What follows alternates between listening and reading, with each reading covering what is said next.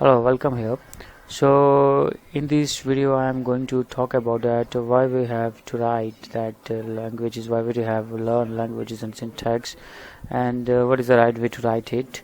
So here we have hash include stdio void main and this bracket. So I'm making a tutorial on C language. What is hash include and stdio.h void main and the statement? I will talk about it, and the further videos I will write the first code, how you have to write the first code with the simple way. So let's talk about the hash include stdio.h. So this is the preprocessors. Why we call as preprocessors? Preprocessors are those which always process first before the whole program compile. So here all the information that you are going to write below this preprocessor, it is defined in this header file. So .h means header file. So what is full form of stdio.h? It means standard input output.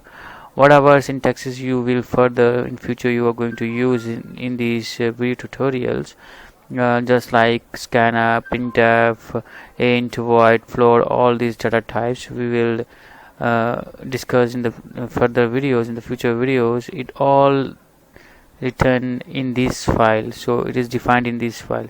We can't use anything without which is not defined, so we have to use predefined things in this language. So we have data types like int, float, and all the things. So what is int and float, and that char?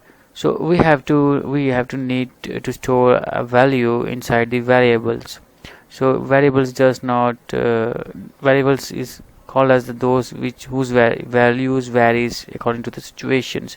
So I talk about this in the computer science. What are the variables we are taking here? It's just a memory location in which we can store our data. So what our data we are just want to store in, that depend upon if it is number from minus and plus, we can use int. If it is character, we can use char. If it is decimal, so we can use float. So I hope you will understand that what is data types and what is statements. Statements is those which end with the terminator, the semicolon. So we will talk about it further. So void main is the main function which execute all the things. So it is responsible to execute all the code.